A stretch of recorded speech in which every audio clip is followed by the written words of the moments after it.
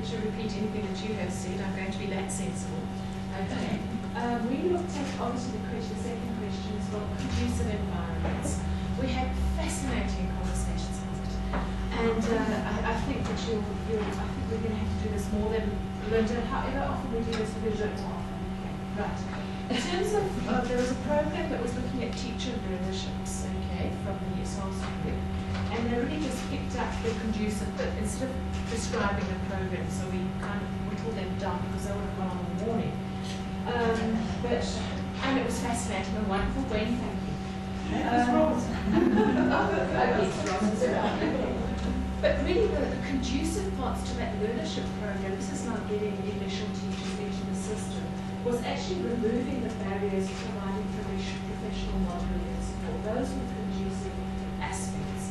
And by that they were meaning that they actually pay for the costs of the registration fees and the materials, that whole thing. But more than that, they actually place these the leaderships in very high functioning schools where the sort of probation teachers will actually get professional development, where they can, I love this phrase, they get to feel the rhythms of well-functioning, highly functioning schools, of the school life, of the community, of how it actually works.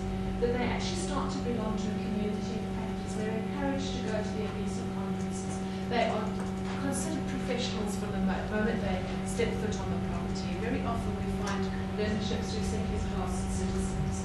They also have a system where they provide academic support to these learners because invariably it's a correspondence or distance course, and they were suggesting that maths becomes quite difficult. The content of some of those courses is quite hectic, so academic support is provided for the actual the qualification as well as the school, the professional aspects of functioning in the classroom. They're also placed by and large in schools that have boarding facilities, which is also very conducive to, remember these are very second language learners, so they get also very in-depth or emerged model of English themselves. Then I'm going to move on to a very fascinating conversation we had about leadership, working with the leadership in schools, the conducive bits. And I must tell you that you have to grab Adelaide at some stage and have a conversation with Adelaide.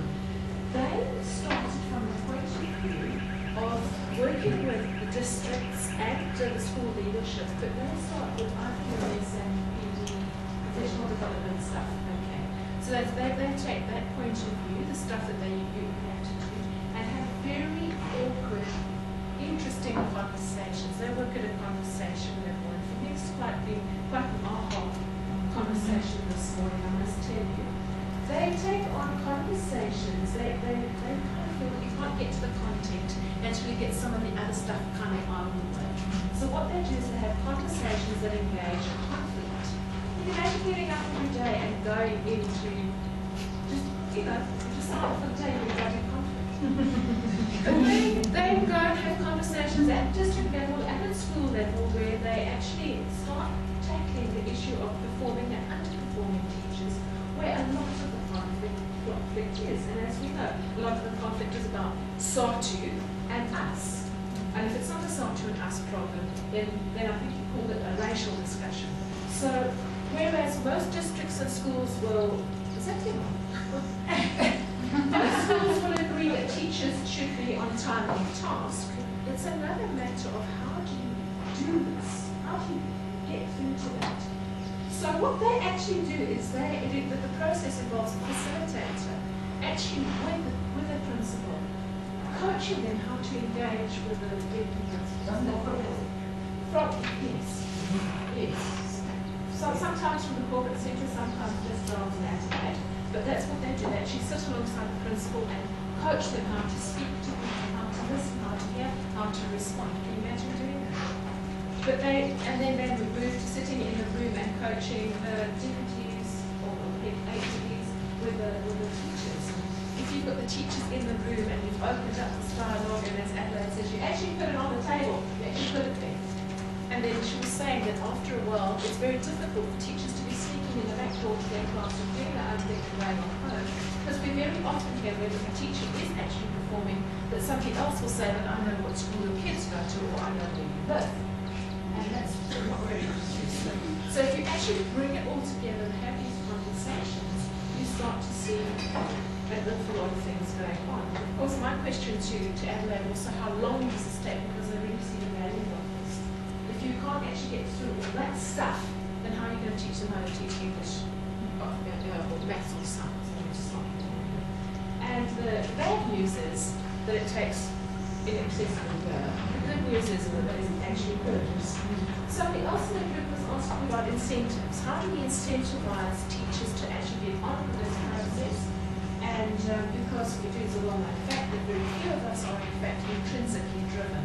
And Jennifer was very kind enough to say that, of course, all the people in this room are intrinsically driven to do what we're doing. Otherwise, we wouldn't pitch over your day to do this. But the average teacher is not intrinsically driven. Okay, and possibly their classes performing well is not enough of a reward. So that was something we discussed with me.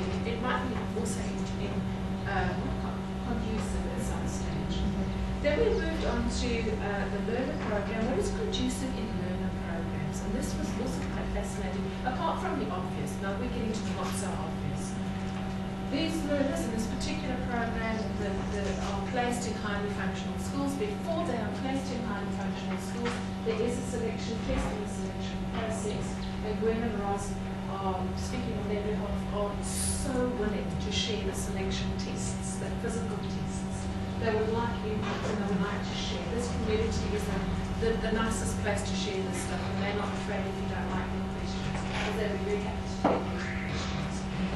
In that process, now remember the learners have gone through that, so in theory they've got some potential to participate in this. They're placed in a highly functional school, and we would suggest that apart from the school being really, really pivotal in the selection process, but the mentor in that process was extremely important, because often these learners are placed in an environment where every single lesson actually takes place. It starts and it ends, and there's a break, and they get back and they do some more, and they have extramurals. So by the end of the day, they are in fact exhausted because that's not what they're used to.